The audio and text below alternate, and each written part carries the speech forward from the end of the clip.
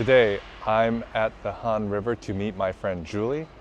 I am currently trying to figure out where is exit 4 of the subway station because that's where I'm going to meet her.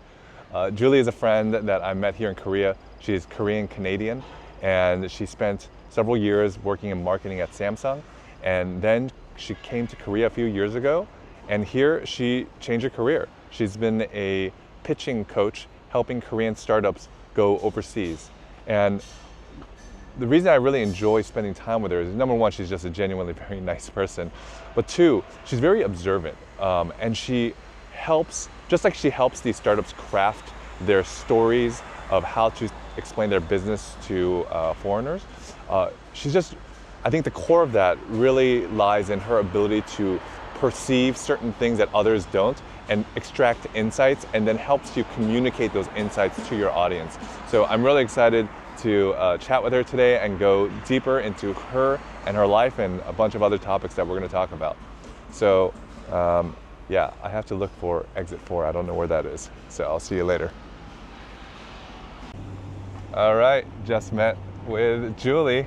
I did an intro video before I met you. Oh, what was the intro about? Well, you'll get to see it when you see the video. That's true. That's true.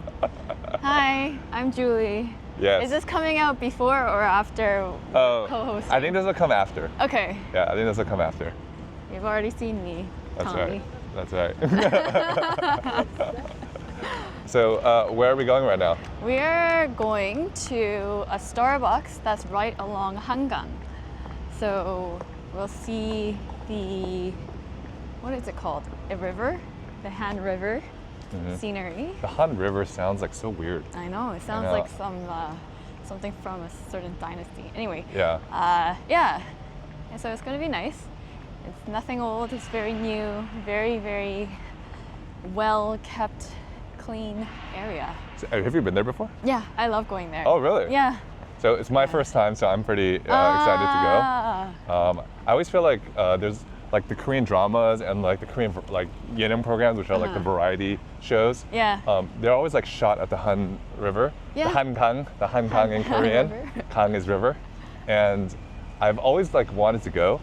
So like a few months ago was my birthday and I was like, for my birthday, I want to ride with my wife and kids. I want to ride, rent bikes and ride it on the on Hangang. But then like something happened and we couldn't go. Oh. And so we're like, okay, fine, we'll just push it back. We ended up never going. Oh. So I'm like, darn it. But you still haven't gone? I mean, I have biked, but I think I was more east. And so like, okay. I was actually going to Tommy's place and I biked. Oh. And I never went, kind of like, I feel like in the area where there's a lot of like programs and like Korean dramas are filmed and stuff. So this might not be that area, but yeah, it's not necessarily that area, but people do really enjoy going there. You know, I would recommend, I'm gonna remind me to send you a link for your family to go. There's this area that's along kind of the water side. It's farther east, and there's an area where you can cook outdoors samgyeopsal. Oh, but you basically go into, they've done this whole thing where they have like the fire pits and you can sit at them, and they also have the grocery store where you can get all of your ingredients and buy those. Then you like sit down and cook it, and then like around there's like a bicycle trail, there's a walking trail, there's a huge bakery. Where is this? Here, let me show you. Is it like near where we're going? No, not at all. You've got to drive. Oh. Yeah. Wait, is this in Seoul or no? Outside? It might be just outside. Oh, very cool. Yeah, I love that kind of thing. Yes. Yeah, I'll send it to you. Actually, let me send it to you right now. Yes. Before I forget. I feel like a lot of Koreans use like Naver, and they put it up on Naver blogs. And I learned this recently. Recently, like I was talking with like startups, and they want to go global, and I'm like, well, you should learn about SEO, search engine optimization, and I found out that like very few people knew about it. Oh. And it's because most of their content is in Naver, and within Naver, it's like a walled garden. So all that data, all the blogs and all that is within Naver. I don't know if it's searchable by Google, but someone told me it isn't. So that's why like Naver doesn't really have SEO. Like you don't use keywords and you just kind of like write blogs. Yeah. At least that's my very rudimentary understanding of it. So I was like, whoa, really? So that was like really surprising.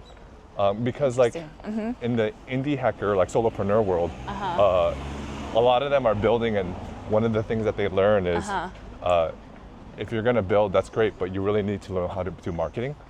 And a big part of marketing, of getting free traffic, is SEO. Yeah. Getting the right keywords and stuff. That's right. That's right. Yeah, I think it was kind of surprising when one of the startups that presented during the pitches didn't say search engine optimization, he said something else, like systems engine optimization instead. Systems, engines, okay, optimization. Yeah, okay. And I was like, okay, I guess he doesn't really know exactly what it means. I mean, I only learned about it recently. Like, oh, really? Well, I mean, I had heard the term SEO. Like, for example, when I worked at TripAdvisor, I knew that TripAdvisor was one of the best in the world at search engine optimization. And I just remember, like, they have a lot of different websites. So, for example, like, they would have, like, top 10 things to see in Seoul, top 10 things to see in Busan, top 10 things in basically every city. Yeah. And the reason they were doing that was for search engine optimization, for SEO. Right. So that they ranked higher on Google. And so I'd been kind of around it, but I never like been a practitioner. Like I didn't know how to use it. Yeah. I mean, it's a different thing to use it. Were you ever involved in that? Yeah. So in marketing, you naturally do. I was in brand marketing, so I was a little bit in everywhere, but never in the implementation. Like I wouldn't go open up Google Ads for the analytics.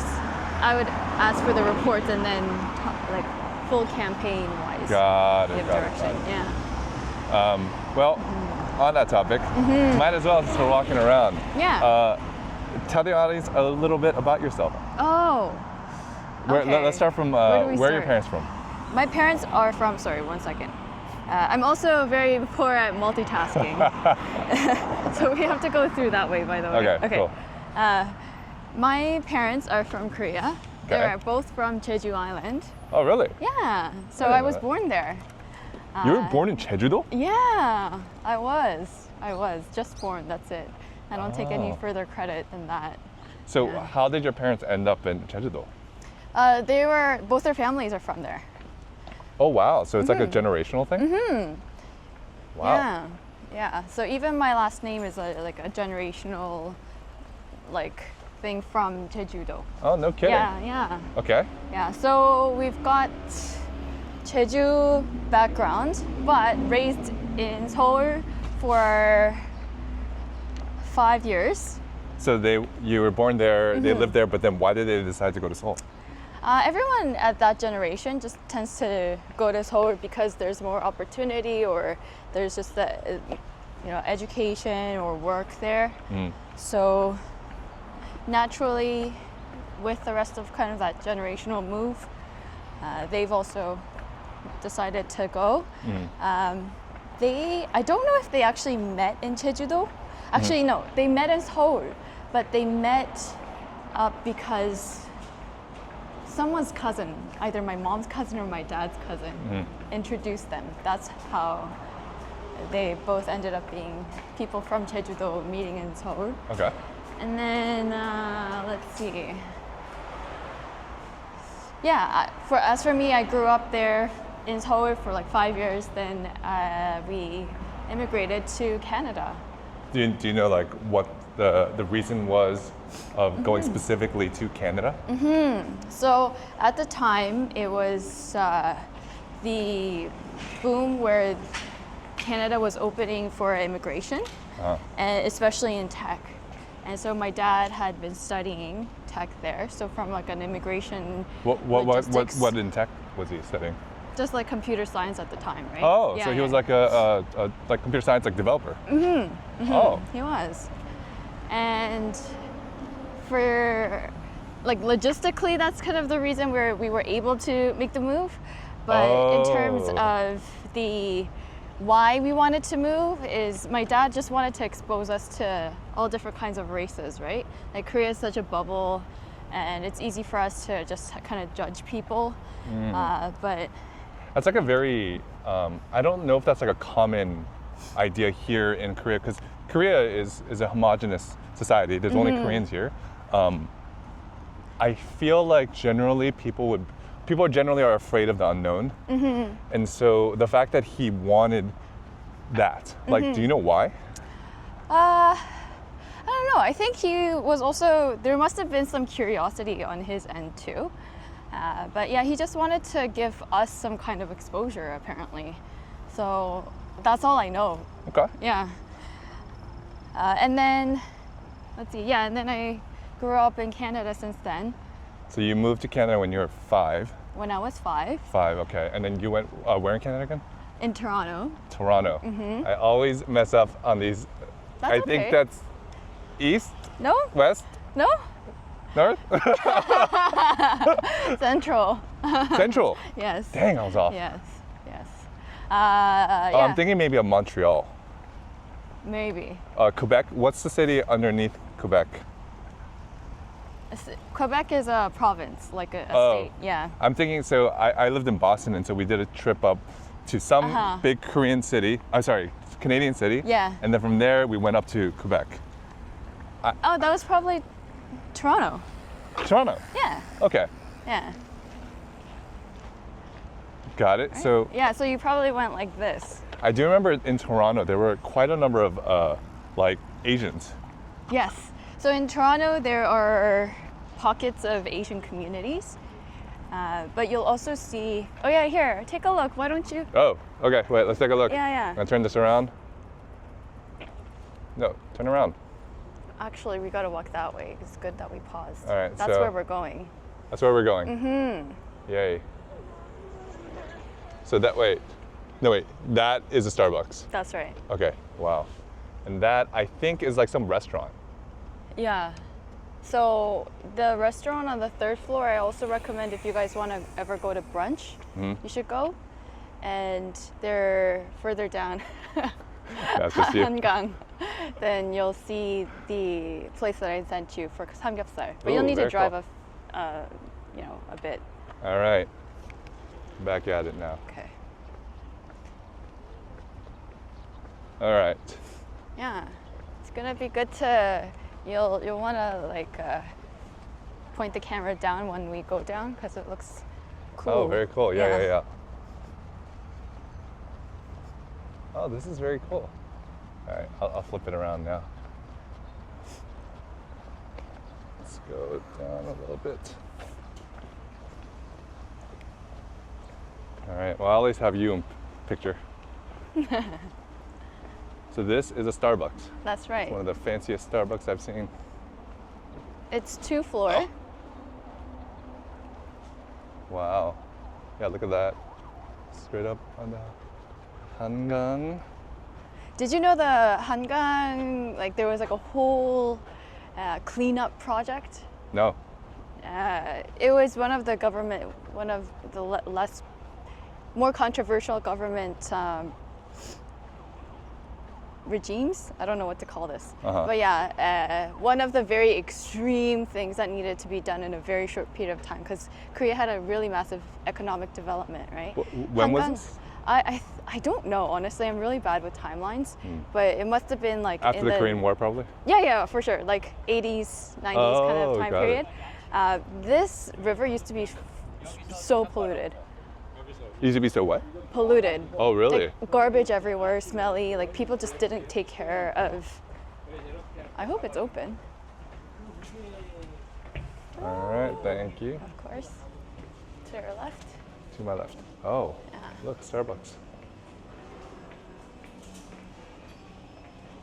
Yeah, but they cleaned up really well. Now at this point, people can enjoy water sports. I mean, it's become a staple of Yeah. visiting Korea. For sure. All right, Yeah. here we are.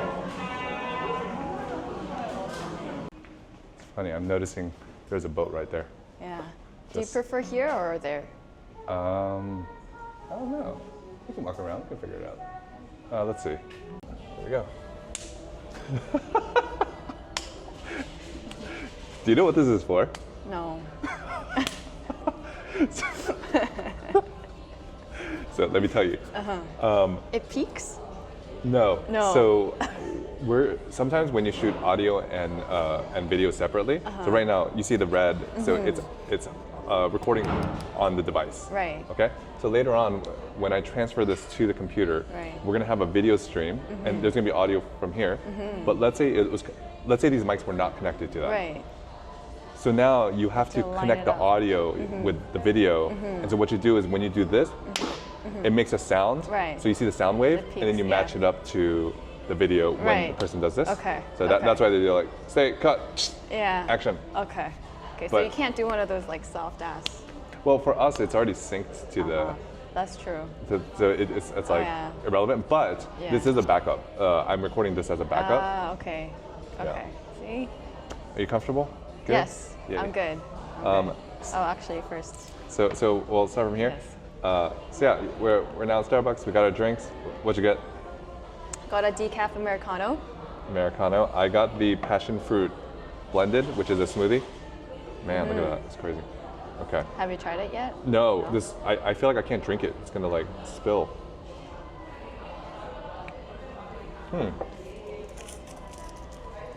We're good. Good. We're good. Yeah.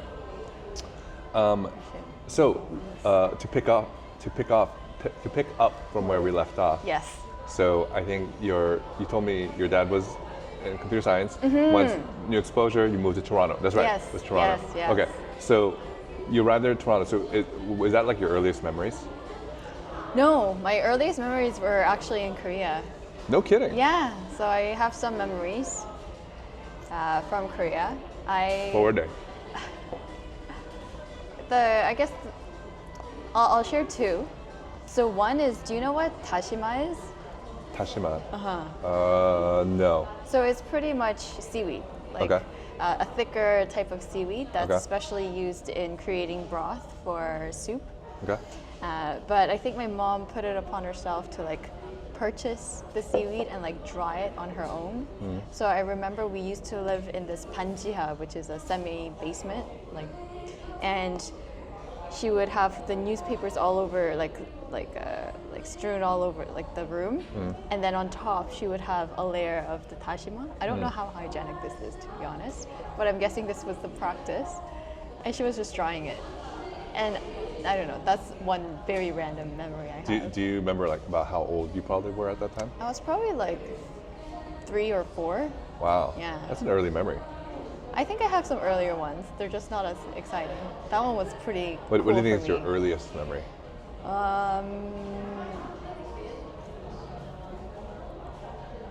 don't know. I feel like we'd have to talk about it for a little bit because I have a few. Do you think anything that when you were like 1 year old? 1 year old. Oh, I don't think so. I've never heard of anyone who has I don't like a think memory so. from there Yeah. when they were 1 year old. Yeah. Maybe like I've heard like maybe 3 years old. Yeah. Like 3 is probably where I have some memories.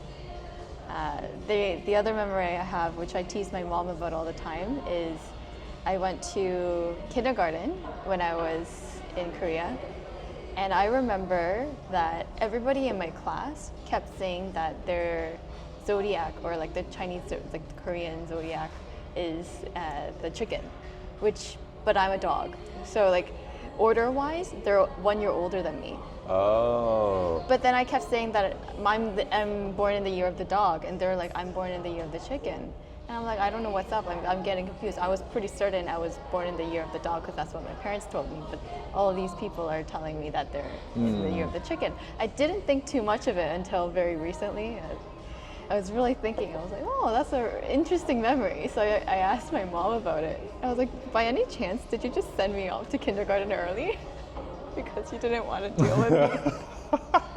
And she's like, why are you going around remembering things like that? How dare you have memories that could potentially Like, make me look. yeah, she's like, don't mind it. So funny. Well, I think Yeah. I feel like modern day parents, I don't blame your mom at all. No, not at all. Not at all. So It's just funny. So you got to Toronto, Yes. and then what happened from there? It's around 5. Yeah, around 5. Apparently, I had a really hard time with the language. Oh. I cried a lot. There were times where I couldn't, like I was holding in my pee because I couldn't ask to go to the washroom. So from like a parent perspective, you're like picking up your child and your kid is like, I needed to hold my pee in the whole day. It's like, wow. had that kind of experience apparently. But very quickly, the next year in grade 1, because that was kindergarten, in grade 1, I apparently did extremely well in class, in all the classes, even English, to the point that my kindergarten teacher was, I guess he understood that I was doing really well. He suspected my parents of abusing me What? to learn the language. No He's like, kidding. there's no way she learned the language this quickly and was able to do better than her peers. And this is when you confronted your mom, like, this is how I found out you beat me when I was younger. That's right. That's right. It was the second embarrassing. See, that part of my childhood is just wiped out. Okay. Just joking. Yes, okay, just. So, but yeah. I mean, what that shows is that you were progressing at a much, much faster rate than your teacher had expected. That's right. I'm assuming there were other immigrants that he or she would compare you to? That's right. And yeah, I guess judging based on the fact that we're Asian and then the fact that I improved so quickly, he had like really alluded to concerns and like asked my parents to come in and like really talked. Wow. Yeah. Meanwhile, my grade 1 teacher had started then to put me into programs for gifted. No kidding. So that started actually really early. So do your parents ever remember this happening? Yeah, they're the ones who tell told me. you. Yeah. And so like, what was their reaction? In Korean, we say like 어이없어, right? Like you're kind of just at a loss of like, where this serious? person's like, yeah, are you serious? Like, what? I beat her for other reasons, but not this. Not this. Actually, they were at the time. They were a lot more big on making sure that we're retaining the culture. My sister and I. Oh. So okay, so you have an older sister? younger sister. Okay, younger sister. By how many years? By 2 years. Okay. That's why my mom sent me off to that kindergarten so she can take care of the kid. Makes sense. The other kid. No judging here. No judging here. But yeah, they really wanted us to make sure that we're retaining the language and that we're retaining the culture. But that ended very quickly because the less English that we were able to speak at home, my dad found that our English marks were declining. And so this was like middle school, like later on. So he was like, you know what, forget Korean, you're living in an English society, speaking society, you should speak English. Really? Yeah, he's like, don't worry about Korean. Yeah. What do you think about that decision now? I think with all learning and education, you need a little bit of a push to make sure that you know how to learn the language and you just kind of practice building that muscle. But then eventually it's up to you on if you want to retain it, Right. based off of your motivation. So for us, my sister and I, we were really interested in the language because we loved watching the yening, like the variety shows. So you were interested in your Korean culture. Yeah. Were there other Koreans in that area? No, we didn't have Korean friends. No actually. kidding. Yeah. Were Yeah. there other Asians? Yes, like Chinese and So did you get Indian. mistaken for Chinese a lot?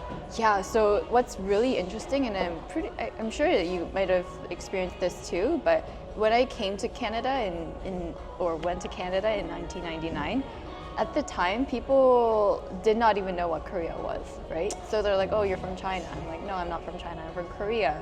And like they didn't understand that. They thought it was the same thing. So Ni Hao was like the international language for all Asians.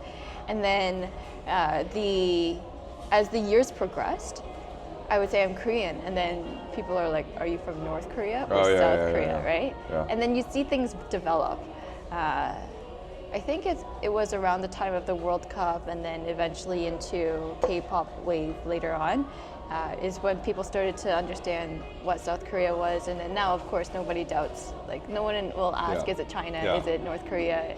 They'll just say, oh my God, I love whatever is from K-pop or K-drama, K-scene. Right. Yeah. I remember there was like this moment where I don't remember what it was, but it was kind of like you can vote online for your favorite artist. Okay. And they had like major artists like, I don't know, let's say it's like Katy Perry, Justin Bieber, you know, stuff like that. And then they're like, the winner is BTS. Oh. And the room was silent because at the time nobody had heard of BTS. Wow. But I think that just kind of goes to show you how, but they both were based off of like worldwide. Right. And BTS, at the time I didn't know what BTS was. And so I'm like, who is this group? And then they just freaking took everything by storm. But Yeah. it was interesting how even at that time, like the media was focused on like kind of these American artists or these select artists from different countries. Right. But BTS just kind of like came out of nowhere. And now there's like, after that, Blackpink, and I don't know if there have been like really big breakout international artists since then, but I feel like, I mean, Psy was probably the first one. I think around 2012, when his Gangnam Style went viral. But yeah, I thought that was like a very, very interesting. And nowadays, it's you know, you like you said, you go to the U.S., you go anywhere, and you're like, oh, I'm Korean, and it's seen as like a positive thing. So it's like been this evolution of I'm Chinese, ni hao, to like North Korea, and then kind of like Korean dramas and stuff a little bit, and then now it's like BTS and K-culture and all that stuff. So yeah, like now it's to the point where the Hollywood artists are really excited to even meet some of the K-pop artists, It's crazy. including BTS, right? Mind blowing. Yeah, I think I got into K-pop when it was like the K-pop dances were becoming a lot more popular, which is the second gen Korean K-pop artists. Like, have you heard of Girls' Generation Yeah. and Wonder Girls? They were about like 2007, I think. Okay, yeah. Around that time period, people internationally just really loved dancing and like started to do cover dances. That's when I personally got into K-pop and Wow. really enjoying the music then. And yeah, that lasted for a few years, and now I have no idea what's going on. But yeah, it was fun. It was a lot of fun learning the language, learning the culture that way. I would say modern culture rather than historical customs and traditions. Yeah, because I mean, I recently heard you speak Korean, and I was like really surprised because when you talked about it, because we had talked about it like when we A year first ago. met, you're like, Yeah. oh yeah, my Korean's not that good. Yeah. And now I realize that there's that like Korean 겸손함, which is like the what is it called? Korean Modesty? Modesty, yes. But sometimes it's modesty to the point that it's lying. So I'm not saying you're lying. No. Just Okay, so sometimes. yes, I know where you're coming from. Here's how I think about it. So in the 2 years I did improve. There's no doubt. Like I picked up on words like 시각, right? Like 시각적으로. Oh, you're like, talking about the 2 years you've been here in Korea. That's right. Okay. But I would say that I struggle with Korean because I still can't end my sentences properly. I just kind of trail off. I thought you did that on purpose because I noticed that too. But I thought that was kind of like a Korean way. Like you like blah blah blah blah. So blah, blah, blah. there are times where I do it on purpose, but there are just a lot of times where I have no idea how I'm supposed to like use whatever words together to finish what I'm saying. So what did you do then? Just trail off, then pick it back up. That's when you look into the distance and you squint your eyes. Yeah. And then people are like, oh, she's deep in thought. Yeah. That's right. So there are now, especially because I'm trying to like really close that gap, there are times where I really firmly end a sentence because I know exactly how to end it. A little bit too strong. So I'm just trying to like learn how to do the in-between. It's interesting. So, and you coming here, like you actively have been trying to improve your Korean. Actively, I would say I could be a lot more active. Like I could be reading Well, newspaper tell me what the articles. active Okay. So that you're doing here. Okay, so mentoring. That's it. That's my only actively. So let's take the case of mentoring. So you're mentoring, who are you mentoring? Mentoring startup founders. Startup founders in Korean. Right. So you're speaking to them, and they say something. You don't know what it is. What do you do? Do you just kind of gloss over, or do you ask them like, "Hey, what does that mean?" I gloss over it because I know that the content, even the tech, like although I don't understand the technical terms, because I'm dealing with people from different industries, right? I still haven't received the answer of, okay, this is how they say the story, like the content that I'm guiding. So, but then now, let's say they still give me the wrong answer, I'll take whatever they said, rephrase it for myself and say, this is what you're saying, but this is what I'm looking for. And now I'm able to more smoothly conduct the conversation rather than saying, but still, like, what about this, right? Like, just kind of repeating my question. But you don't know what this word means. So do you like, while you're talking to them, like look it up? Like, oh, what does that word mean? No, I don't. I write it down, and then sometimes I'll go back to my notes and see it, but I don't. I think my way of learning language is just through repetition and just letting things sink through after a meeting. And then if I notice a pattern, then I start to understand based off context. To me, that's like a very natural way of learning language. So you're not like writing down a list of vocab that you didn't know and then like look it up online and you're like, okay, this is what that means. Right, right. Okay. Yeah, unfortunately, that's Well, I mean, I don't have the level of discipline. I mean, we say unfortunately. I mean, you know, that would be like if your goal is to become fluent. Right, right. Which is that your goal? I don't want to force it upon myself. Yeah. Yeah. It would be nice to be fluent naturally. I think that's the thing that I realized coming here to Korea is like, I had this assumption that I needed to get my Korean to a certain level to work with Koreans in Korean, and because of that pressure was so high, that level was so high, I was just like, well, it's possible. It's impossible. I can't do this. But then I come here and I can use Korean and mix in with some English. I say English with a Korean accent and hope that they will understand what I'm saying. And on the flip side, they have been studying America a lot, so they know a lot of the business terms are from America or from the Western world, and so like we can kind of piece it together. And I remember thinking like, for many years, I always wanted to come back to Korea to like work in Korea, because that's like the ultimate test that you got Korean down. Like if you can work in a Korean environment, you got it down. And so I thought that I would like want to kind of like in college when I was studying really hard, I would like write down the vocabulary, read the Korean newspaper, write down all the vocabulary, try to memorize it. Wow. Like, but that was part of the class. Oh, whoa. That was part of the class. But then I think I realized like the ROI is not there. Like the return on investment, like I invest this amount of time to get my Korean a little bit better. It's like, will that make a huge difference? Like my Korean's already at a certain level where I can communicate with them, not as fluently as I want to, but is that hindering me from the tasks that I want? Like when I'm coaching a startup, is it hindering me? Somewhat, but not like hugely. Then if that's the case, the amount of effort that I need to invest to get to that next level in Korean is like, I would rather just invest that time elsewhere. Like to get to know about Korean history, which I've been becoming more interested in. I see. Stuff like that, and we're meeting people. But I think there is a part of me that's kind of sad that I can't justify the amount of effort it would take. Sure. But then again, I'm also like, I don't know if I want to put that much effort into it. Right, right. I agree. I think it's a challenge with learning language, and I kind of think in reverse with the Koreans trying to learn English as well. Always about learning a certain amount of vocabulary, memorizing it, repeating it to yourself. But for me, it's all so unnatural, because what ends up happening is like, you know all these words, you sometimes don't even know how to use it. You don't know what kind of personality uses it. Like the context is just not there.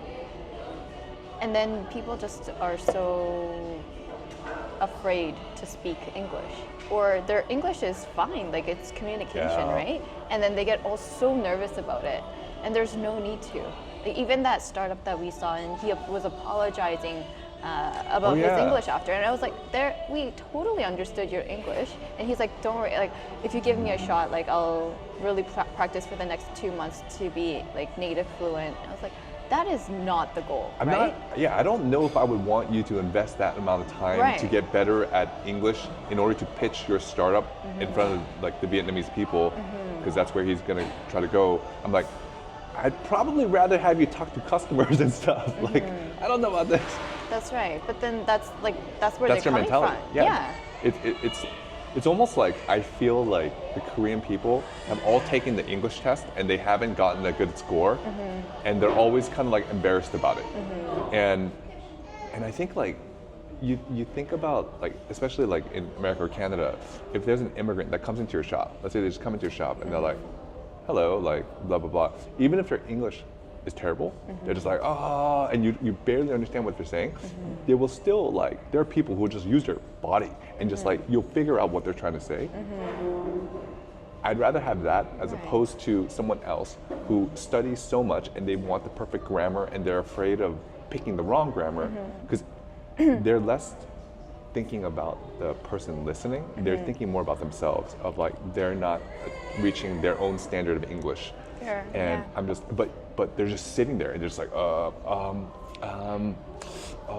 and I'm just like, dude, just say something. Like, just say anything. I don't know what you're trying to say. Yeah, I totally agree. I think it's a challenge on how to share what's right, because it's also a generational thing. Like both my dad and my mother-in-law, when I came to Korea, they were like, okay, since you're in Korea and you want to learn Korean, like you should start with 사자성어. Do you know what that is? Oh, like the Chinese character, four character stuff. Yeah, so there's like the 4 characters. They pretty much, It's like proverbs, kind of. yeah, that's right. Like that's right. 일석이조 means Yeah. kill 2 birds with 1 stone. Right. 일석 is 1 stone. 이조 is like 2 something. 2 birds, I don't know. 2 like, yeah. And so there's books of these 사자성어, like thousands of them.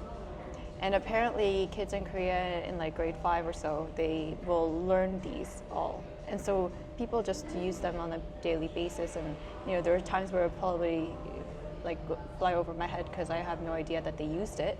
But at the same time, for me, sitting down and learning all of those is just so unnatural and also like so pointless, because I'm a lot more interested in learning words about business strategy or like whatever that's going to be useful for my day to day.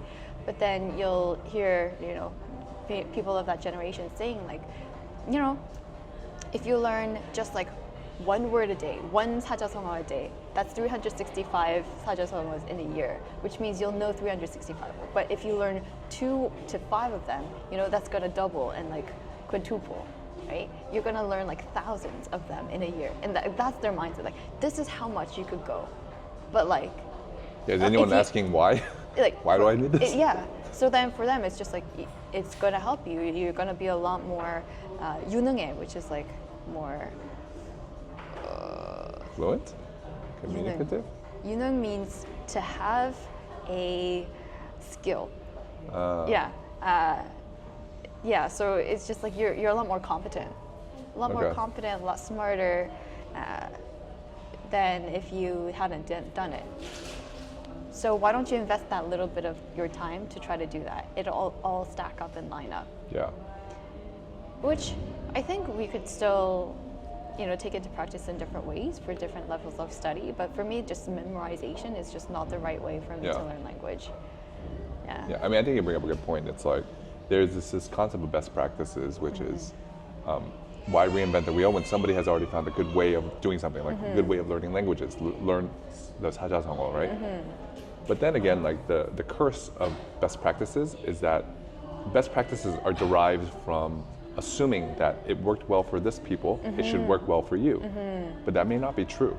You may be very different. So for example, in the case of memorization or getting better at a language, part of it is memorization, but part of it I think is also knowing yourself, and actually a big part of it is just motivation. Do I want to keep learning? I would say that's like 80%. The techniques of how to memorize stuff and like, memorize 사자성어 and all that stuff. I feel like that's like in the 20-10%. The vast majority is, do I want to keep learning this language? And I think anything you can do to help improve that motivation, such as, I just kind of want to learn as I'm talking with people. Like that's a very natural way for me. And that means like maybe a 1% improvement every day versus I'm going to discipline myself and do 사자성어 and I'm going to memorize 5 a day, which will improve like, let's say 10% a day. Right. However, that 10% will last for like 2 days and then you'll just stop doing it. Right. Whereas the 1%, it compounds over time because you just, it's cool, you enjoy it, it's not a big, what the heck, guy just passed by. Anyway, yes. Yeah. Language is largely motivation, and fortunately and unfortunately that motivation is extrinsic for Koreans when it comes to learning English. Yeah. It's a prerequisite that you have a certain level of competency based off of the test in order for you to go to certain universities, right? So there's a very specific, for them there's a strong ROI. Yeah. But how much is it useful? Because students, like my cousin is an English major. I've never spoken to her in English because she's just like, no, I'm good.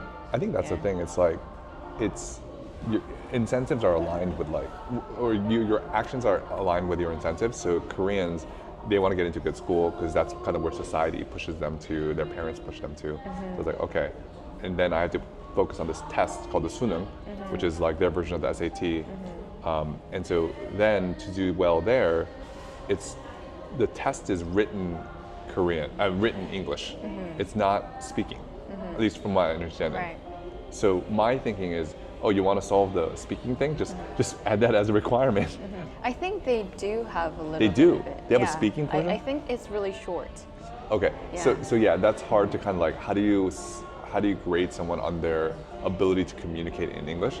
But I think, that I do see that a lot. I see a lot of people who, Koreans, or if they go abroad and they're forced to speak English, it's actually not bad. Like, it's actually not, their vocabulary is like quite good, but they will almost never speak it in front of like a native, like here in this context, especially if they know you know Korean, because they don't, I think it's like a self-preservation kind of thing. Like, they don't want to embarrass themselves.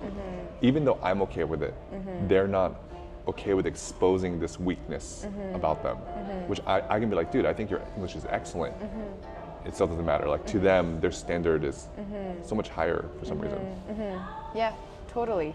I think the other thing is language is being taught as a skill rather than a culture and a way of developing relationships and communicating with people. So the ability to express yourself and wanting to connect with somebody or like mirroring somebody's vocabulary, all of that is not there when they think about English. It's Right. about, do I know the grammar? Do I know the words? Do I know how to place the adverb in the sentence and like me and the sentence, right? And so if I'm not doing that properly, it's wrong. Like I fail on that sentence, it's an X. And then it's a check in the next sentence, and maybe I scored a 20 out of 100 on that paragraph I just said to that person. And they're just grading themselves. It's a completely different type of perspective when it comes to the language now, because it's been such a stress and such a requirement in your studies. It's complicated, and it's also hard to say as somebody that's not in that perspective either. But I just wish that people learned in a more organic environment, because I do think that they'll pick up a lot easier, quicker that way too. Yeah. Yeah, my wife, we could probably speak a lot about this, but my wife was a teacher at Korean school and when we were living in Boston. So it's kind of one way that people get access to the Korean community. So there were kind of two tracks. There was one where their parents were both Korean, they spoke Korean at home. That's one track. The other track is, most of the times it's the father is a foreigner and then the mom is a Korean. Oh. Most of the time. Wow. And so around preschool or kindergarten, they're in the same class, but after that they split up. So the Koreans, they already know how to speak and write or whatever, or they don't know how to write, but they know how to speak and listen. So they'll start practicing reading and writing. And the other track, they can't even speak Korean. And I spoke to some of the moms. I'm like, you're literally a Korean. You are fluent in Korean. I don't understand, like, why are you here? Like, wouldn't they be fluent? And she's like, well, two things I thought was interesting. Number one, she's like, well, like, when I'm telling my child to put on their shoes, and I'm like, you know, put on your shoes in Korean, and they're like, what are you saying? And then she just gets frustrated. She's like, just put your shoes on. She's like, oh, okay. And so it's more of kind of a convenience, kind of urgency kind of thing. So I thought that was kind of interesting, and I'm like, oh, I could see how that could happen. Even in her broken English, it gets her to her objective, which is get her child to put on her shoes faster. And then, like, would she try to go through the extra effort, be like, no, that's not what I mean. I'm gonna say it again in Korean. Like, she's just like, the calculus doesn't matter. The second thing that she said is like, my daughter doesn't like to eat Korean food. Like, she doesn't like kimchi, she doesn't like it. And I feel like that like really hurts me. And I'm like, why does that hurt you? And she said, because I feel like she's not just rejecting the Korean food. I feel like she's rejecting me and who I am, because that is who I am. So I was like, oh wow, this is like a very deep problem. And so now going back to this track, if these kids stay in Korean school, like they'll learn Korean, read and write, whatever. This other track, the kind of the foreigners version, they're taught reading and writing. Now, they don't even understand how to speak or understand. And yet they're jumping to reading and writing. So what happens is often they'll go for like 1 year, 2 years. They might grind it out 3, 4, 5 years, but eventually they leave because there's other conflicting priorities like soccer or whatever. But what that tells me is this is not important enough to them. And number two, a lot of them become super disappointed because they're like, my kid has been going to Korean school for 5 years. Oh, okay. And he can't even say hello to his grandparents. But he can read some word and he has no idea what it means, but he can read it and he can write it. But and so the point was like, why are they learning reading and writing when they really should be learning speaking and listening, just like a baby? And then once you learn that, then you should level up to reading and writing. But it's really, I think you think about the people who design Korean schools, and it's like they're Koreans, and the way they were educated was reading and writing. So it kind of like perpetuates the cycle. Right. So there's a lot of people who are half Korean or quarter Korean or whatever, and they can never speak the language, or they're fully Korean. We have another friend who's Korean Americans, but the language never passed on, and they didn't put in a huge effort. But even their children now, they are interested in Korean, but they don't know where to start. But they go to Korea and they can't speak any Korean, and they feel kind of awkward. And so, but you're in America and you can speak English, but they also, you always, every once in a while, are reminded that you're not American. Like people are like, oh, ni hao, and they're just like, dude, I'm American, or I'm Canadian, but they're like, ni hao. It's like, so you will forever be reminded that you're not really part of them. Right. But then you go to the people who look like you, and you can't speak their language. Right. So where do you sit, right? That's so fascinating. I didn't know Claire had taught at a Korean school. It sounds like it was a big program. Like, was there a lot of kids? Her program was, they wanted to start a pilot program for these foreign kids to focus on speaking and listening. And she's a music teacher. And so she would create songs in Korean. Like, I don't know, like, put on our shoes in Korean. And then she would record, and the moms would ask, hey, can you record that? She'd record it, give it to them, and the kids would want to listen to it in the car. Right. And so once again, I think that's why I think the motivation is so much more stronger, because like, if the kids want to learn, like they're into BTS or they like that song that the music teacher made, then they will continue to learn. Even if it's at a 1% growth, that still takes you somewhere. Interesting. Okay, I have so many things to say. So in Korean school, I also went to Korean school. Compulsory by my parents. How long? Every Saturday for probably like 10 years. So Dang, it's a long time. you made it to 10 years? I made it like 1 year. See, the thing is, it was never my choice. Like at our house, we didn't get the choice of saying like, I don't want to go anymore. I'm not going to go, right? But at one point, it was diminishing returns because I would be paired up with people that can't speak Korean, so I'd be teaching them. So I'd pretty much be going to teach my classmates. Like there would be students, like you mentioned, that know Korean, read and write and speak, and the students that just can't do it at all. And so you'd be paired up. and then you teach the person, and the person learns. But literally, to your point, it's not speaking. It's here's the alphabet. This is the sound it makes, and like, if you put it together, what does it? There you go. And like that's literally what you're doing in Korean school. And then for me, and going home. So it doesn't really make sense for what they're getting, because they're also bored out of their minds listening to me, tell them what kiog is, right? The other thing is that's interesting, and the other one has escaped me. I had 3 points, but anyway, the Korean parenting dynamic is something that I always find fascinating, because there's a YouTube channel, I forget what, he's a really popular YouTuber, but he speaks he's a white guy, and he speaks very fluent Korean. And his wife is Korean, and they have a daughter. She's mixed, and they have spoken to her in Korean, I guess, pretty much her whole life so far. I think she's like very small, like 4 years old, something like that.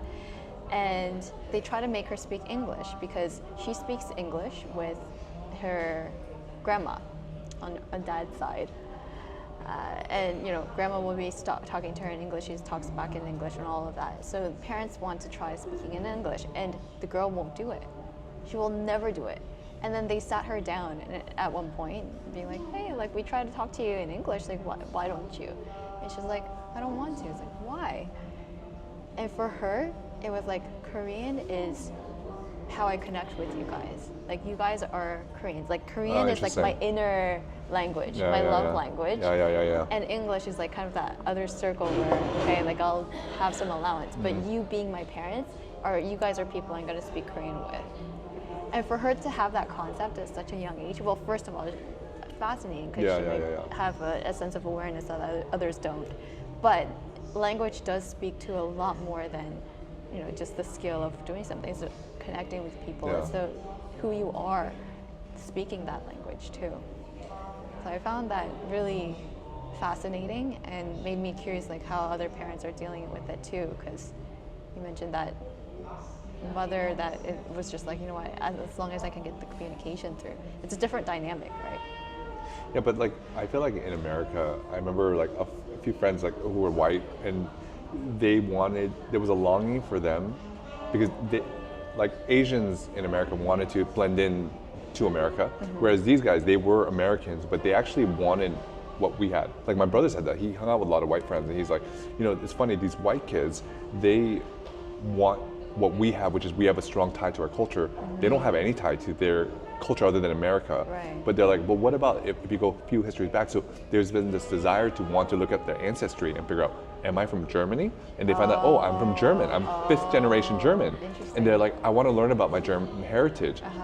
Because it helps them like understand who they are, but also I think they're just grasping to want to be unique. Whereas us, we're too unique, and we kind of want to dial that down. Let's not stand out too much. Yeah. Oh, interesting. And I think like even like this kind of into the future, I mean, not even into the like decades later, I think it's like within years, we're getting to the point where AI translation is happening like very fast. There's actually recent news where YouTube announced that they had this software where you can create a video like this in English, and then they will add automatically audio dubbing in a different language. Right.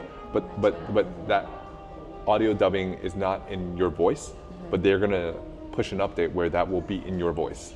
So it'll sound like me speaking another language. Right. But not only that, they'll make it even more realistic. Like, for example, they'll record the background noise and separate it from my voice, and then they'll insert the background noise. So it's like me speaking in Chinese, but you hear the background noise. Right. So it's like you can't tell the difference.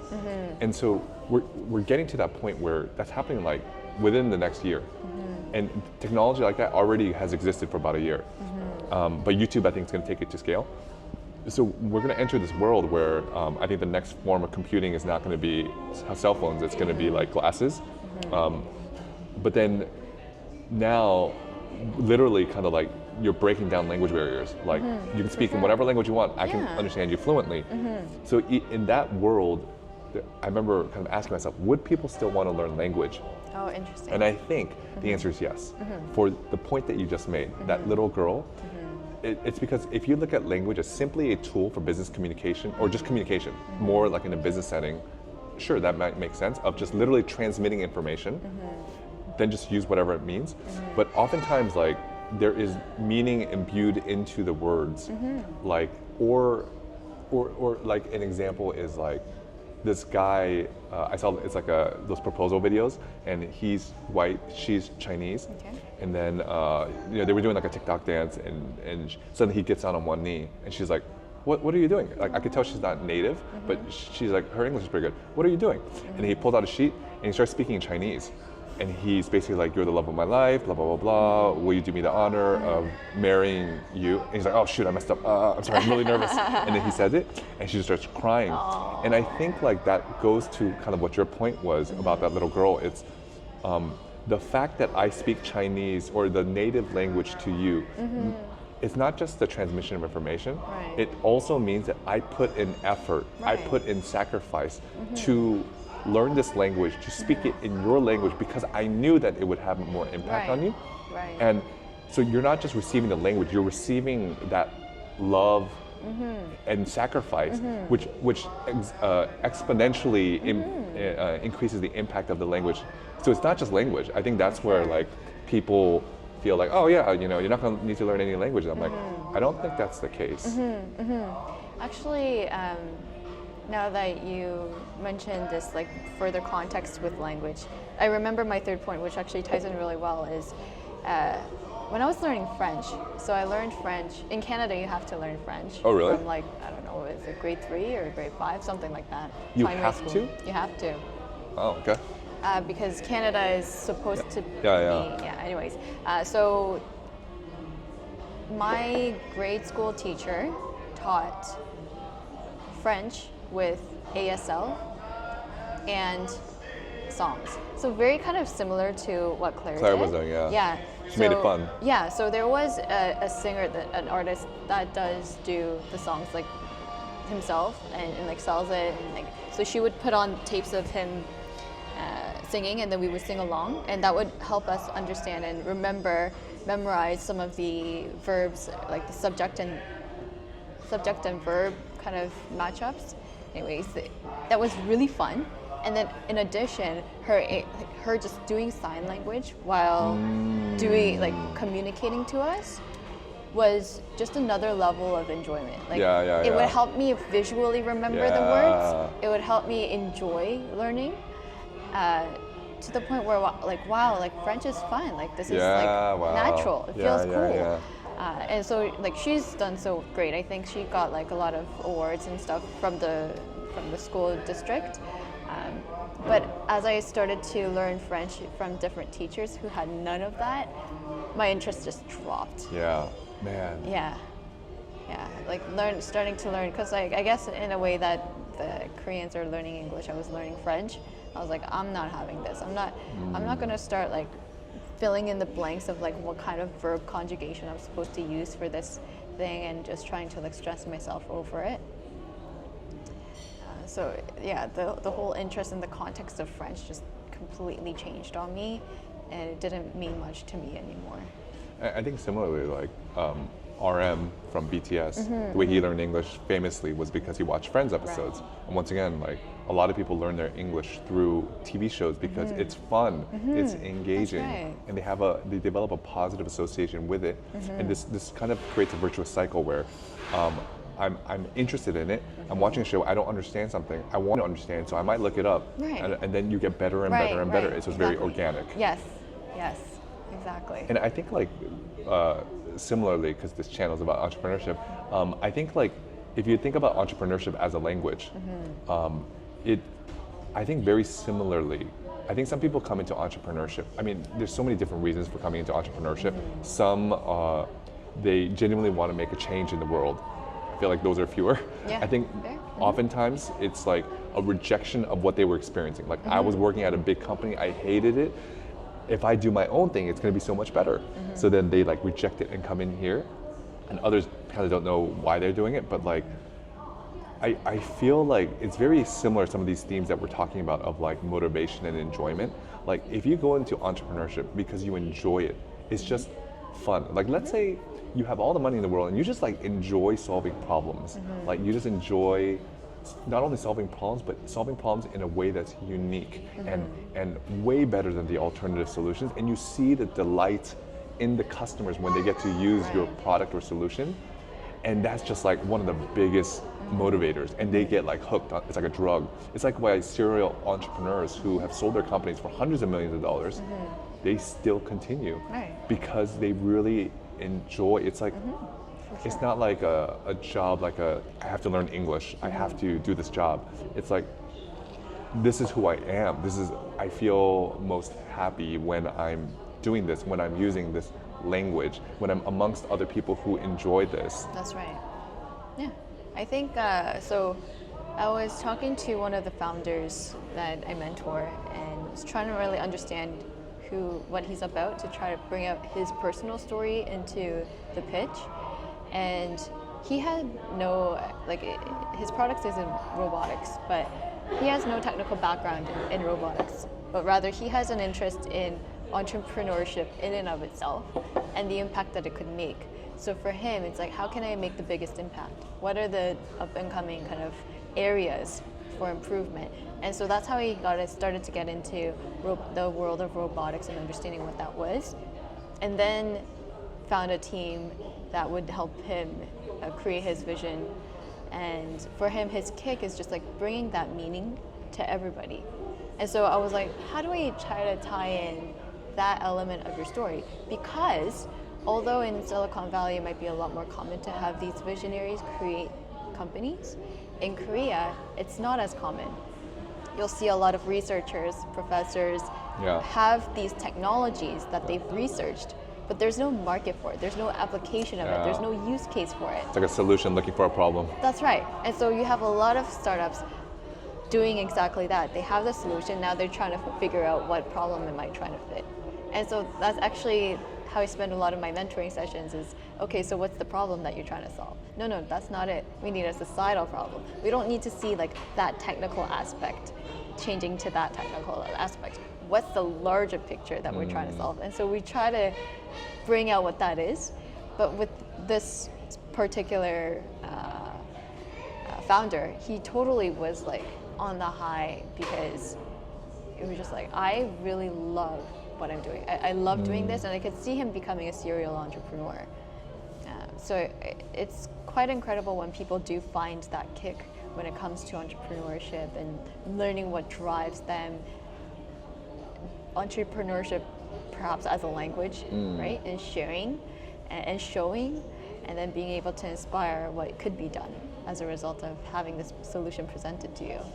Yeah, so actually this leads me to kind of another question. Like, how did you get into getting into pitching coaching? Because when I first met you, like it was a little bit different. Like, I think you had moved here to Korea about 2 years ago. 2 years ago, because your husband had gotten a job here. That's and right. so at the time, I think you weren't like in a rush to look for jobs because you had just. Did you just get out of Samsung? Can you help me just say history? So I quit Samsung after working there for about 5 years. And you were working at Samsung in Canada. In Canada. In Toronto. Yes, that's right. Samsung Electronics in Canada, and came here. I was not in a rush to look for a job, also because I was burnt out. Why were you burnt out? Oh. Better question is, how could I not be burnt out? The culture is extremely intense there. It's at Samsung. It's like the 90s Korean working culture Which in is, Canada. Which is, you work late, you work hard. What is there's late? Give me an example of hours. Well, you don't work until like 12 or 3.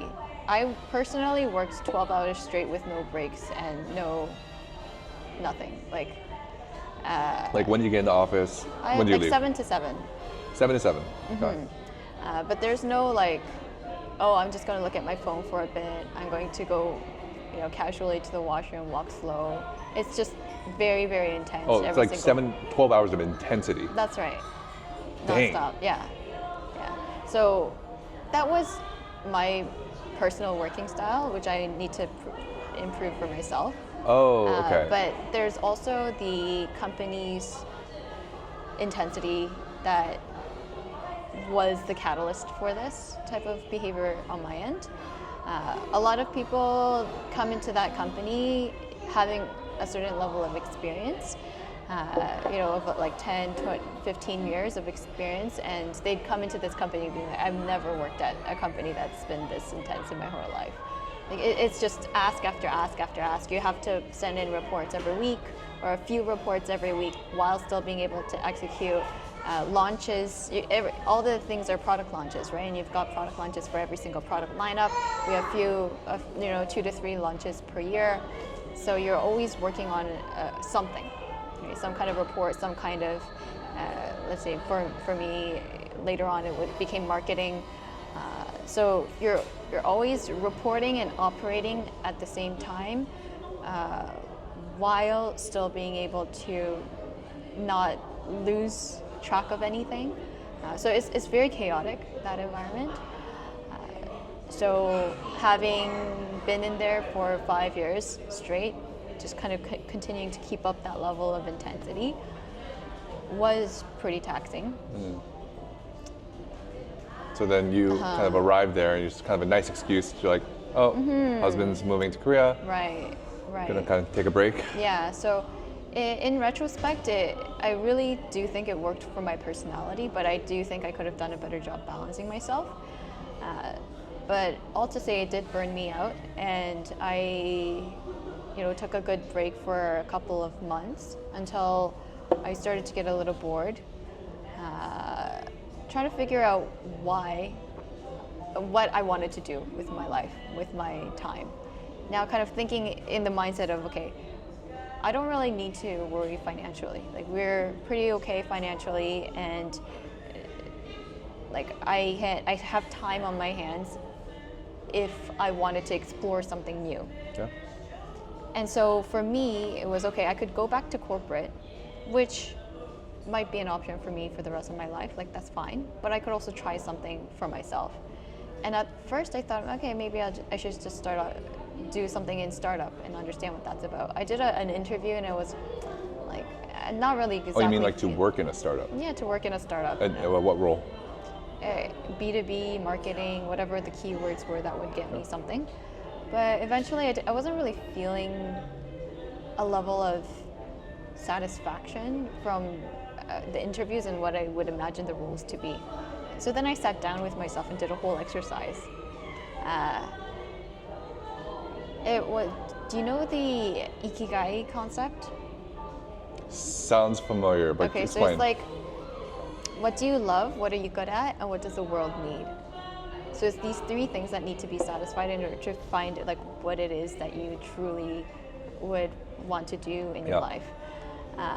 And so in finding my what do I love doing, I reflected back in my career and thought of all of the moments that I just couldn't stop talking about my day to my husband or my boyfriend. Yeah. And so those were the times where I was, especially at the end, near the end of my time at Samsung, I had a team, and I couldn't stop getting so excited when my team was improving. Like they Improving in what way? So they were like showing initiative during meetings, asking questions, moving the needle. They were like doing reports better than before. They were asking a lot more like analytical or insightful questions. They knew what to do next without me even asking things of them. And that actually had come because they're so confident, but also because, and I want to think that I had done some workshops with them. So I had workshops with them where it's like I'll show them the whole budget that I manage on an Excel table, and I'd be like, okay, let's say simulation. Our senior director comes in and says that we need to cut budget by 30%. What are you going to do? And so they start talking about, top line, what's been happening year over year, doing comparisons of like the splits between whatever campaigns we've done, and all of this kind of thinking that otherwise you would never expect people at that level to do. Got it. And so for them, it was really exciting, like interesting, and cool to know that these are the ways that the decisions are being made.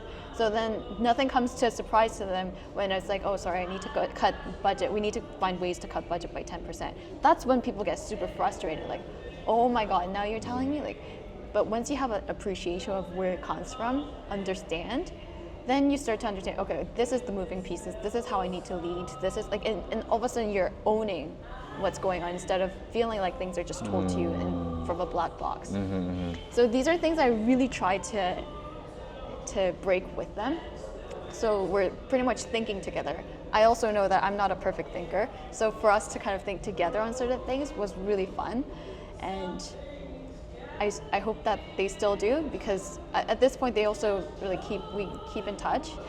So for me, it was less about that moment in, this is just like a moment in our career and that's it. It was just like, how do I have this person just grow as people in life, right? Just larger.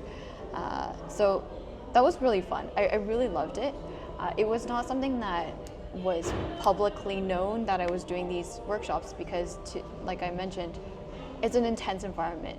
For you to take out like 2 hours or 1 hour of your day to do workshops with your team is unheard of, and like I see. looked pretty down upon, because you're like, you should be working, right? But for me and for my team, like that's what I wanted to protect them against. Like if you need me to hop in, I'll be hopping in and I'll be doing extra whatever. So that was okay, I'm really passionate in teaching, I think, and coaching or mentoring, like being side by side with somebody and like figuring it out together and like getting like growing together. That was so cool. And then what am I good at was really hard, because I'm like, I don't exactly know what I'm good at. So I reflected on 2 elements. And the main one is, do you know the concept of the unfair advantage? Okay, so I know this to be a part of a book that somebody wrote up on productivity, but essentially, it's as you sit today, just doing absolutely nothing. What is something that you have a leg up from everybody else in? Or it's just not just one thing, but it could be your education, it could be your experience, it could be what you've actually accomplished, it could be the way that you think. What are those unfair advantages? And for me, I was thinking, okay, let me try to figure this out. And the biggest thing that I found is, I guess, is the second part, which I'm like, I think I progressed through my career really quickly. As Samsung, especially it being a Korean company and also bringing on experienced hires, they don't promote very quickly. But in comparison, I was kind of always like the youngest one in my rank, or whatever you call it, position. And I found that when I was talking to leaders and like talking to people, they could see the ambition and the vision that I had for myself in my career, and they wanted to support me through it. But I also, I guess, had a way of demonstrating that to people. And I'm like, what is there to be had in all of that? And I was like, I think I just communicate a lot better. Maybe. Yeah. Maybe I do. Maybe I don't. I don't know. But I think there is So you had a something to be had. hypothesis. I had a hypothesis. How sure of that hypothesis were you? Like 50%, 100, 90%? Like I this is was it? like 65, 70%. Oh, okay. Yeah. I knew that I was better than an average, because like when it comes to us updating executives on what's going on in our realm, there would never be times where I had questions on like, you know, the accuracy and the whatever, or context or clarification from leaders on what I'm doing. I was like, okay, interesting. And then there will be people that get like 5 minutes to do their update because the whole thing is like 1 hour, right? They'd still be rambling on after 15 minutes. And I'm like, interesting.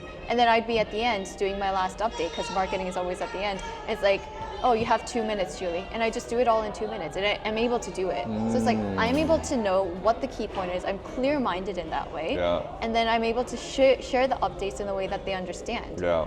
So then I'm like, there must be something about the way that I'm communicating that makes people like know the work that I do, so that they can understand and appreciate that I am providing quality output, leading to whatever like performance metrics that might be helpful for me to be considered for a promotion. Yeah. Right?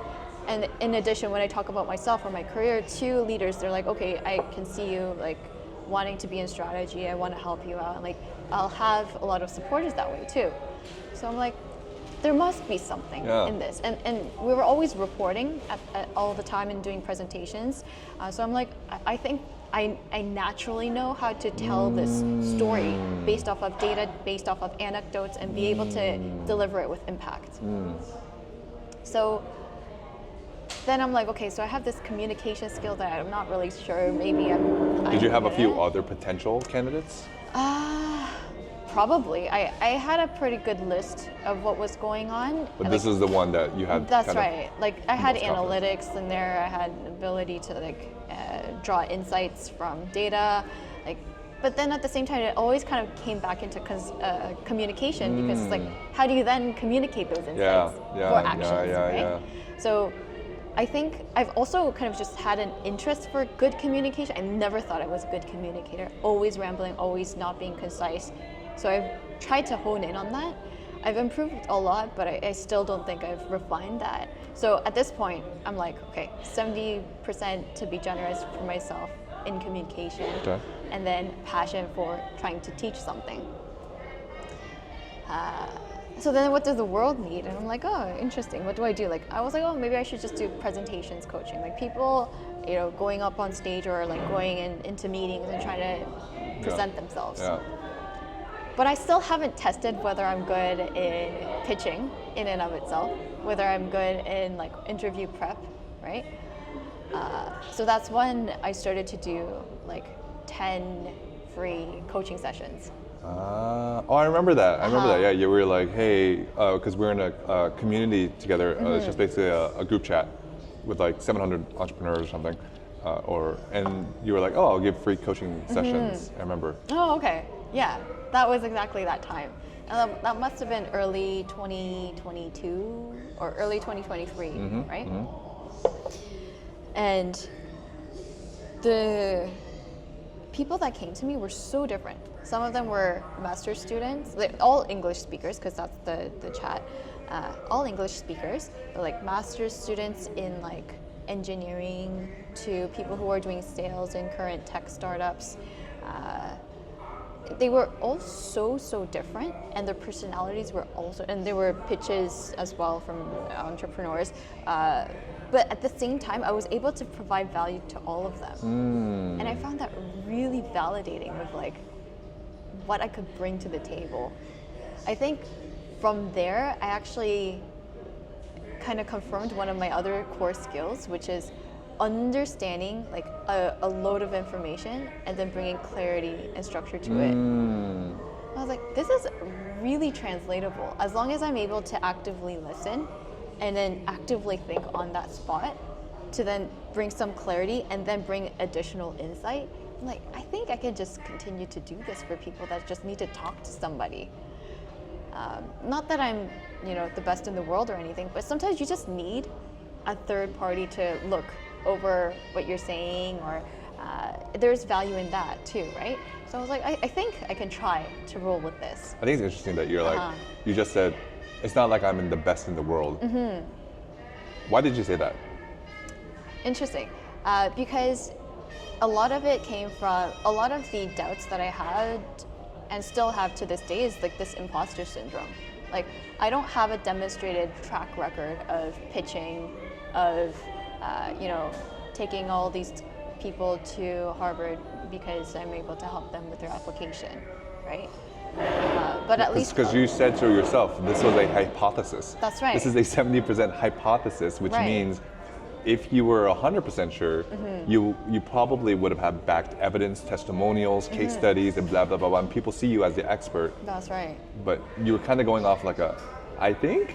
Yeah, that's right. And so it was like, I don't know that I can have this level of clarity that somebody that's been doing this forever or like have so much experience.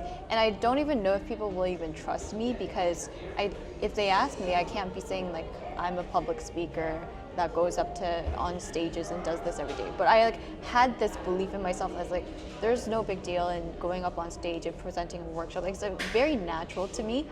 So I was like, I think I just have it in me. If there's anybody that just wants to trust in me and like spend some time with me, I'm sure I can provide that value. And so I was just channeling that energy just around me, just saying things to people and saying like, you know, I'm a presentations coach. This is I can help working professionals improve their interviews or like their applications, or I can help like startups with their because it seems like presentations. the idea of presentation and communication is quite broad. Yeah. And I feel like at least one of the challenges that I face when you have something broad is that people, even if they want to help you, they're kind of like, wait, what do you do? Like, do you help with this? Like, so did you face that? No, because I don't think that many people were interested until Riso gave me a chance to. Riso is our friend who runs that group. Yes. Yeah. The man, Riso the man. He gave me a chance to be a moderator, or kind of like a pitch, or not pitch, a panel interviewer during Women's Month for female entrepreneurs in our ecosystem. So then I brought on 2, and then he brought on 1, and the person he had brought on. So I did the whole interview, but for me, I was just like, okay, this is another meeting. Like, I'm just going to conduct it like I would. I had, you know, talked to each of them to understand their stories, so I am able to bring it out during the panel talk. And so for me, I was just like, oh, just conducting it like a normal interview, but people really loved it. Like, the response was really great. People wanted to work together, and one of the people that was in the audience was the friend of the person that Riso had brought on. And both of them are from venture capitals. And the friend in the audience was from Plug and Play that wanted to. Plug and Play is? The accelerator program within Korea. They don't do venture capital, but. So startups apply for this program in Plug and Play? So they're like, yeah. So essentially what happened, anyways, I'll stick to the story, and then I'll fill in what this Plug and Play does. So essentially, the way that I got the opportunity was like she was just like, "Do you present? Like, do you also like help with presentations?" I'm like, "Yeah." She's like, "Oh, okay." I was like, "But look, like I'll do presentations. I'll do like how to position yourself. I won't do the market insights like of different industries. I don't have that kind of industry experience." And she's like, "That's fine." And so we started the program 2 weeks after. And that's how I got into mentoring. Mentoring specifically with Plug and Play. Was this a broad mentorship program, or was it specifically about pitching? So it was a broader program, but if startups were paired up with me, they'll be focused on pitching.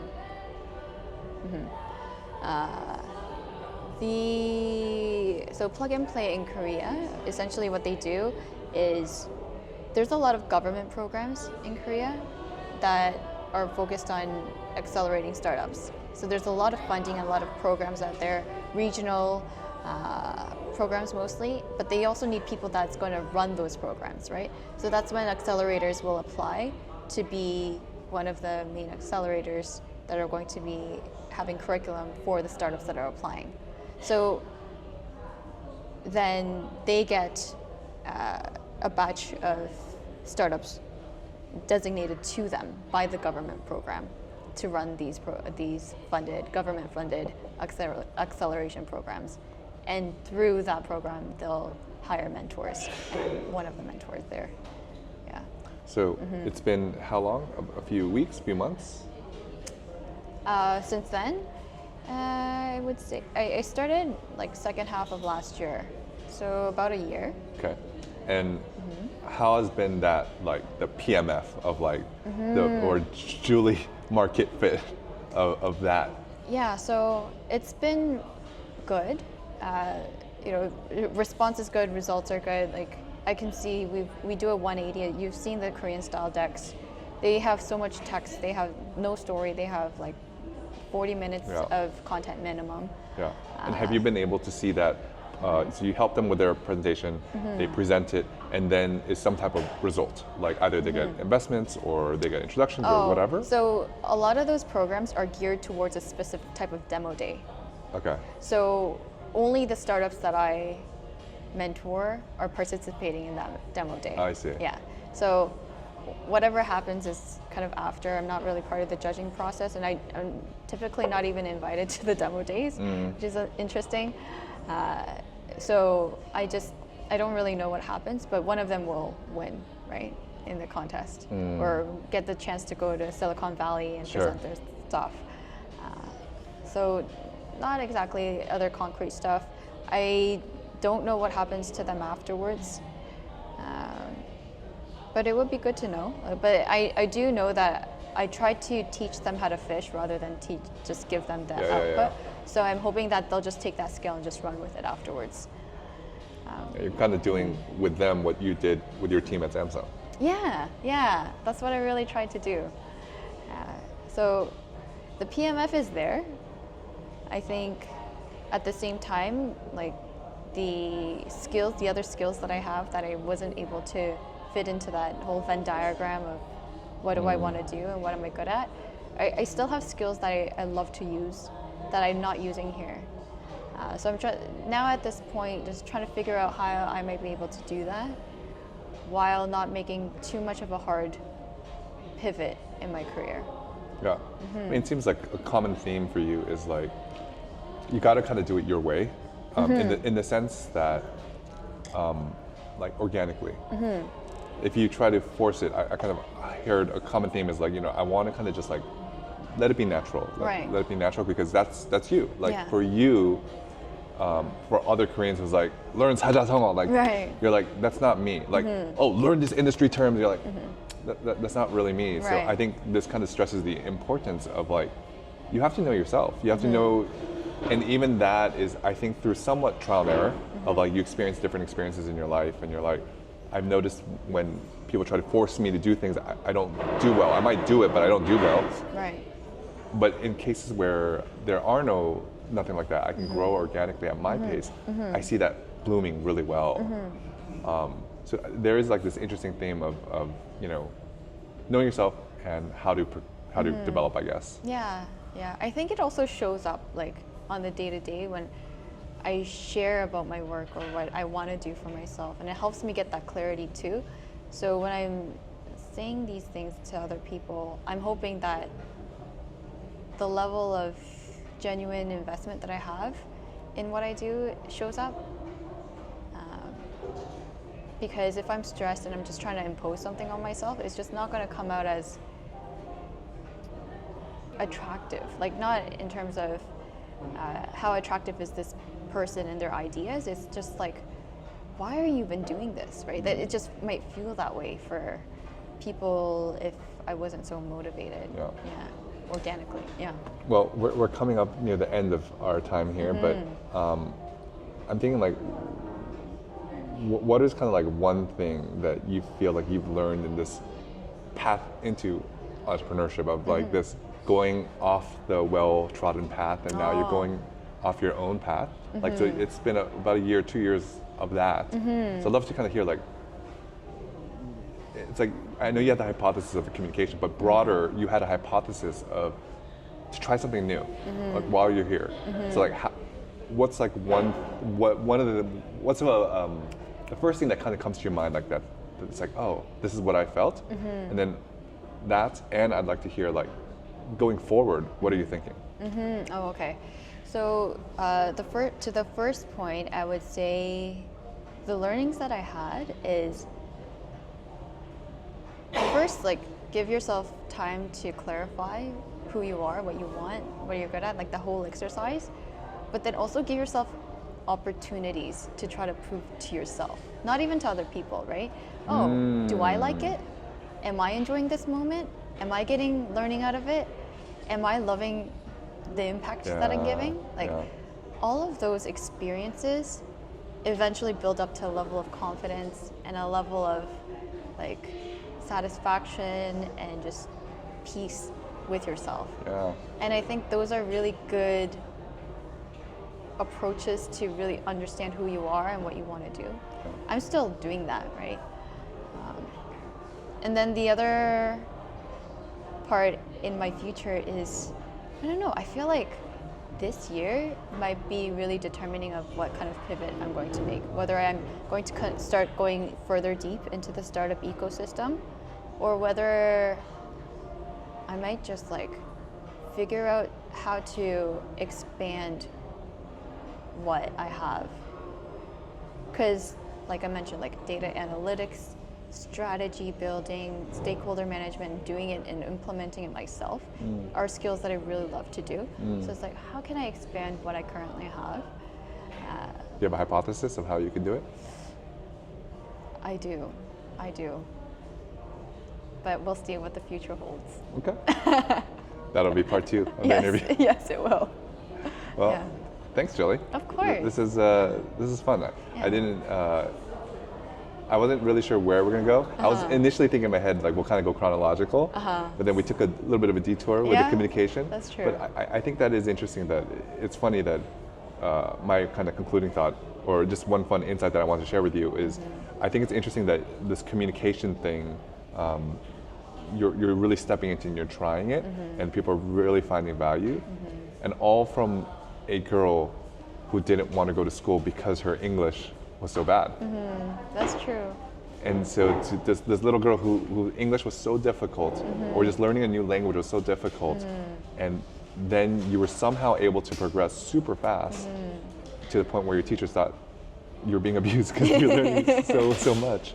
But this like skill of communication is interesting, and now you're able to conquer that and kind of prove to yourself that I can do this. Yeah. And then now it's like continuing on. It's like this journey of continuing to prove to yourself. I don't know if it's necessarily like a burden, like, oh, I need to prove to myself, see if I can do it. I feel like it's more just like, I'm interested in this direction. Is this something that I really want? Right. I feel like that's kind of like maybe a little bit more what you mean. Yes, it is. Yeah. Oh, thank you for the insight. It's my little gift to you. Thank you. 감사합니다. 수고하셨습니다. Yeah, I feel like there's lots of nods. well, yeah, thanks for hanging out. And then there was other ground that I wanted to cover, but you know what? We'll just kind of go organically. Yes, exactly. That's a good way.